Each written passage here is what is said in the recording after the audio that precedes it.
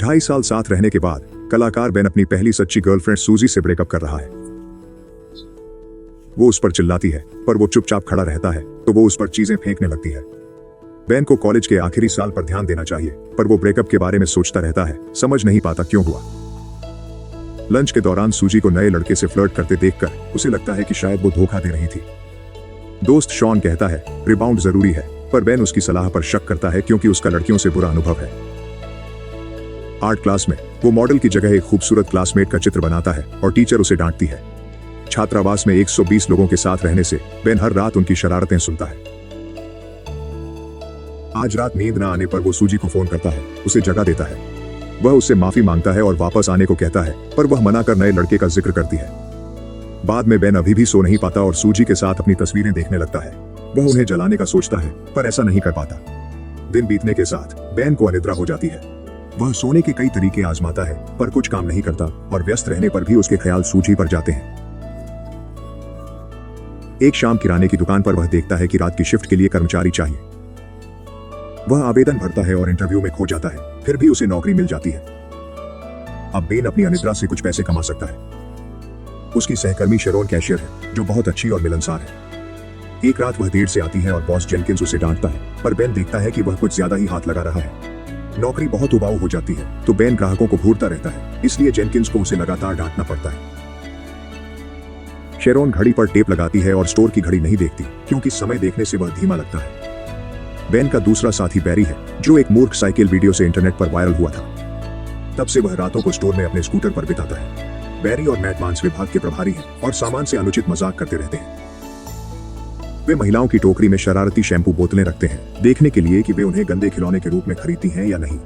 एक रात जब जेनकिंस नहीं था, मैट और बैरी ने स्कूटर रेस शुरू की पर एक महिला की शॉपिंग कार्ट से टकरा गए। 2 हफ्ते बीत जाते हैं और बेन स्टोर की उबाऊ दिनचर्या में फंस जाता है। 8 घंटे की शिफ्ट को छोटा महसूस करने के लिए वह कल्पना करता है कि वह समय को रिमोट से रोक सकता है। वह सभी ग्राहकों के बीच बिना जज किए चलता हुआ कल्पना करता है, पर खूबसूरत महिलाओं को घूर सकता है जितना चाहे। इस दिवा स्वप्न में बेन अपने अतीत और कला से सुंदरता कैप्चर करने की रुचि के बारे में सोचता है। बचपन में उसके माता पिता ने एक विदेशी छात्र को रखा जो घर में नंगा घूमना पसंद करता था। उसका नग्न रूप देख कुछ जागा, तब वह चाहता था समय रोक उसे हमेशा देखता रहे। अब वह सोचता रहता है कि समय रोकने की क्षमता कितनी उपयोगी होगी। वह ग्राहकों के कपड़े उतार बिना रोक टोक उन्हें देख और चित्रित कर सकता था। वह खरीदारी करती महिलाओं से स्केचबुक भर सकता, फिर उनके कपड़े ठीक कर देता। बेन मौके का फायदा उठा मजाक भी करता, जैसे जेनकिंस को गिरती चीजों के नीचे रखना। दिन में शॉन बेन से मिलता है और उसे सूजी के बारे में बात करवाता है, पर बेन थका है क्योंकि वो बार बार एक ही भावनाएं दोहरा रहा है जो उसके टूटे दिल को ठीक नहीं कर पा रही। बेन और शॉन साथ बड़े हुए और जब वे छोटे थे, शॉन ने बेन को अपने माता पिता के बिस्तर के नीचे मिली गंदी पत्रिकाएं दिखाई। इससे बेन को शरीर को देखने का एक कलात्मक नजरिया मिला और यह कि कुछ अंग करीब से कैसे दिखते हैं। पत्रिकाएं देखकर लड़कों की पैंट में तनाव आ गया, तो जब शॉन की मां ने उन्हें पकड़ा, उसने सोचा वे एक दूसरे में रुचि रखते हैं। शॉन एक रात के संबंधों का शौकीन है जिसे वह नताली करना कहता है। यह नाम एक किशोर पड़ोसन से आया जो बचपन में लड़कों को पैसे लेकर अपने निजी अंग दिखाती थी। दुकान में बेन बैरी और मैट के बेवकूफी भरे शरारतों का शिकार होता है। नया कर्मचारी ब्रायन दावा करता है कि वह मार्शल आर्ट जानता है और खास मुद्राओं में सफाई करता है। जब लोग इस पर उसका मजाक उड़ाते हैं तो ब्रायन बस मैट को थप्पड़ मार देता है। बेन धीरे धीरे शेरोन पर क्रश कर रहा है और उसके साथ खाना बांटता है, चाहता है कि यह पल हमेशा रहे। एक रात बेन दुखी होता है जब मैट शेरोन को डेट के लिए पूछता है और वह हाँ कहती है। मैट डेट के बारे में गंदी बातें करता है तो बेन अपने पुराने क्रश याद करते हुए वहां से चला जाता है। उसका पहला क्रश एक पेशेवर धावक थी जिसे उसने ओलंपिक में देखा था। वह उसकी ओर आकर्षित था क्योंकि वह नंगे पैर दौड़ती थी। दूसरा क्रश उसकी जीव विज्ञान शिक्षिका थी जो तंग स्वेटर और सुंदर स्कर्ट पहनती थी। सबसे बड़ा क्रश तान्या नाम की एक सहपाठी थी। एक दिन वह टूटे हाथ के साथ आई। बेन उसकी मुश्किलें और खुजली देखकर खुश होता था। जब तान्या ने उसे कास्ट पर साइन करने को कहा, बेन ने सिर्फ एक एक्स बनाया। कास्ट हटने पर उसके हाथ पर बाल थे और दूसरे लड़के उसका मजाक उड़ाते थे। बेन ने उसे सांत्वना दी कि वह अभी भी सुंदर है, तो वह उसकी गर्लफ्रेंड बन गई। जब तान्या ने उनसे पहला चुंबन मांगा तो बेन घबराकर उसे अगले दिन मिलने को कहा। उसे लगा कि शनिवार को खाली स्कूल में आने से माहौल ज्यादा रोमांटिक होगा, लेकिन तान्या चुंबन के लिए नहीं आई और फिर कभी क्लास में नहीं दिखी क्योंकि उसका परिवार देश छोड़कर चला गया। वर्तमान में बेन और शॉन शतरंज खेल रहे हैं और शॉन समझ गया कि बेन अभी भी परेशान है क्योंकि वह हार रहा है। बेन शेरोन की स्थिति बताता है और शॉन कहता है कि निराश न हो, एक डेट कुछ नहीं होता। पर बेन जानता है कि शॉन पहले डेट पर ही हाथापाई करता है तो उसकी सलाह बेकार है। अगले दिन जब रात की शिफ्ट शुरू होती है तो मैट पर बेन को पता है शॉन पहली डेट पर हद करता है तो उसकी सलाह बेकार है। अगली रात शिफ्ट शुरू होते ही मैट शेरोन के साथ डेट का पूरा ब्यौरा देता है उसके नंगे बदन का वर्णन भी। जेनकिंस आकर बोलता है कि अगले हफ्ते दूसरी शाखा के कर्मचारियों से फुटबॉल मैच होगा। उस दिन शेरॉन समर्थन में आती है और बेन देखता है कि मैट उससे छेड़छाड़ करता है।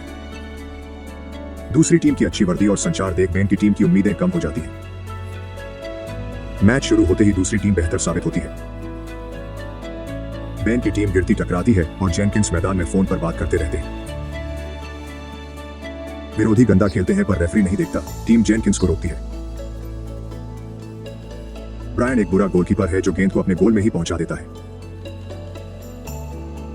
1 मिनट बचा है। 26-0 से पिछड़ रहे हैं। जेनकिंस एक गोल करवाना चाहते हैं। योजना के मुताबिक बेन जेनकिंस को गेंद पास करता है और वो गोल एरिया पर शूट करता है, पर गेंद क्रॉसबार से टकराती है। मैट तुरंत गेंद को किक करता है और गलती से जेनकिंस के चेहरे पर लग जाती है। इस बेवकूफी से तंग आकर बेन सोचता है कि काश वो इस पल को रोक सके और शर्म से बचने के लिए मैच छोड़ दे। वो शेरॉन को एक पल देखता और फिर पीने जाता, पर एक अजीब आवाज उसे चौंका देती है। अचानक एक आदमी भाग जाता है और बेन समझता है कि वो कितना लूजर है कि अपनी कल्पना में भी कुछ ठीक नहीं कर पाता।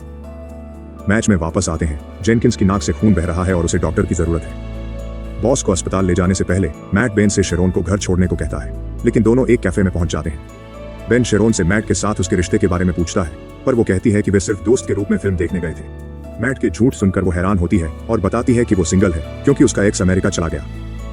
बदले में बेन उसे सूजी के बारे में बताता है। वे जीवन, कॉलेज और भविष्य के सपनों पर बातें करते हैं। शेरॉन को लगता है कि चित्रकार रोमांटिक होते हैं क्योंकि वे हर चीज में सुंदरता देखते हैं। बाद में बेन शेरॉन को घर छोड़ने जाता है। दोनों अजीब महसूस करते हैं। चुंबन की कोशिश विफल होती है और गाल पर चुंबन हो जाता है। अगली रात जेनकिंस गर्दन के कॉलर और चेहरे पर पट्टियों के साथ काम पर आता है। वह कहता है कि उसे दर्द नहीं है और घोषणा करता है कि वह जन्मदिन की पार्टी करेगा। शेरॉन बेन को पार्टी में साथ चलने को कहती है और वह मान जाता है। अकेले में जेनकिंस लड़कों से कहता है कि वह पार्टी के लिए एक सेक्सी डांसर चाहता है और बेन से उसे किराए पर लेने को कहता है। अगली दोपहर बेन शॉन से मदद मांगता है और वह मान जाता है, बशर्ते उसे भी पार्टी में आने दिया जाए। दोनों एक बार में जाकर बियर पीते हैं और डांसर को देखते हैं जो थोड़ी निराशाजनक है। जब शॉन उससे बात करता है, बेन शेरॉन को एक एक्सोटिक डांसर के रूप में कल्पना करने लगता है। कितने भी दिन या हफ्ते बीत जाए, बेन अभी भी नहीं सो पाता। हालांकि अब वह सूजी के बारे में ज्यादा नहीं सोचता। रात की शिफ्ट में वह कल्पना करता है कि उसे समय रोकने की शक्ति मिल गई है, लेकिन अब अजनबी औरतों को देखने की बजाय वह शेरॉन को घूरता है और सोचता है कि काश उसके पास शेरॉन के सैकड़ों चित्र बनाने के लिए दुनिया भर का समय होता। पार्टी से पहली रात शेरॉन पुष्टि करती है कि वे साथ जाएंगे और स्टोर छोड़ने से पहले बेन को चूमती है। इससे बेन का टूटा दिल ठीक हो जाता है और वह आखिरकार फिर से सो पाता है। अगले दिन उसे एक गैलरी से फोन आता है। वे उसकी कला रखना चाहते हैं। बेन उत्साहित हो जाता है, अनजान कि यह बैरी और मैट का एक और मजाक है। पार्टी से ठीक पहले सब तैयार होने लगते हैं और आईने के सामने बेतहाशा वक्त बिताते हैं। बेन वादे के मुताबिक शेरॉन को लेने जाता है और शॉन अपनी मौजूदा प्रेमिका के साथ आता है। बेन के आश्चर्य की बात, सूजी भी पार्टी में है क्योंकि जेनकिंस उसके बॉयफ्रेंड का भाई है। उनका अभिवादन अजीब पर शिष्ट है और बेन बिना बुरा महसूस किए उसे नजरअंदाज कर देता है। जब शरारती नर्तकी आती है, वह जेनकिंस को अच्छा शो देती है, पर उसका गार्ड उसे छूने नहीं देता। शॉन सब रिकॉर्ड करता है और जब नर्तकी कैमरे की ओर मुड़ती है, वह अपनी पुरानी पड़ोसी नताली को पहचानता है और उसे पीने के लिए रुकने को कहता है। इस बीच जेनकिंस शेरॉन को चूमने की कोशिश करता है और उसे अपने कमरे में बुलाता है। शेरॉन उसे बार बार मना करती है, फिर भी जेनकिंस हाथ लगाता रहता है। जब वह जबरदस्ती उसे पॉपकॉर्न खिलाता है, वह उसके मुंह में थूक देती है और चली जाती है। जेनकिंस के घुटने को नहीं देखती। ऊपर बेन सूजी से टकराता है और वह फिर से सब कुछ के लिए माफी मांगती है। वह कहती है कि वह उसके बारे में सोचना नहीं छोड़ सकती और उसे चूम लेती है। ठीक जब शेरॉन देख लेती है, बेन मुड़कर जाने लगता है, इसलिए वह नहीं देखती कि बेन सूजी को धक्का दे रहा था। जब बेन समझता है कि शेरॉन ने क्या देखा, वह चाहता है कि वह समय रोक सके या पीछे ले जा सके ताकि सब ठीक कर सके। वह कुछ ऐसा सोचता रहता है जो उसे रोक सके, पर कुछ नहीं कर पाता। शेरॉन पार्टी छोड़ देती है, जबकि बैरी बॉक्स में फिसलता है। बाद में बेन शेरॉन के अपार्टमेंट जाता है, पर वह उसकी आवाज सुनकर दरवाजा खोलने से मना कर देती है। बेन किसी और के निकलने का इंतजार करता है और चुपके से अंदर घुसकर शेरॉन के अपार्टमेंट की ओर भागता है। सूजी की तरह ही वह वहां खड़ा रहता है, जबकि शेरॉन पूरे गुस्से से उस पर चिल्लाती है। एक बार फिर बेन टूटे दिल के साथ लौट जाता है, कुछ न कर पाने की निराशा में। अगली रात बैरी गले में पट्टी बांधकर आता है क्योंकि उसे स्टंट में चोट लगी थी और शेरॉन कहीं नहीं दिखती। जब बेन घर पहुंचता है तो उसे फिर से नींद न आने की समस्या होती है। अगले बुधवार को बेन गैलरी जाता है और पता चलता है कि यह सब एक मजाक था, लेकिन गैलरी मालिक उसके काम से प्रभावित होता है और इस बार बेन को सही मौका मिलता है। कुछ समय बाद शेरॉन को बेन की खुद की कला प्रदर्शनी का निमंत्रण मिलता है। घटना की रात शॉन को एक और लड़की ने ठुकरा दिया। बेन लोगों को अपना काम सराहते देख खुश है। न्यूयॉर्क की गैलरी से कार्ड मिला, पर उसकी नजरें सिर्फ शेरॉन के आने पर टिकी हैं। वो हैरान रह जाती है कि ज्यादातर पेंटिंग्स उसकी हैं, जिनमें वो बेहद खूबसूरत लग रही है। शेरॉन बेन को कामयाबी की बधाई देती है और बताती है कि उसे ट्रैवल एजेंसी में नौकरी मिल गई। बेन पार्टी वाली बात के लिए माफी मांगता है। शेरॉन कहती है कि पेंटिंग्स खुद बोल रही हैं। तभी बेन शेरॉन को चूमता है और वक्त रोकने का नाटक करता है, पर शेरॉन को नहीं रोकता ताकि वे बाहर जा सकें। बर्फबारी बीच में रुक गई है और अब दोनों एक सुंदर नजारे के बीच एक दूसरे को चूम सकते हैं।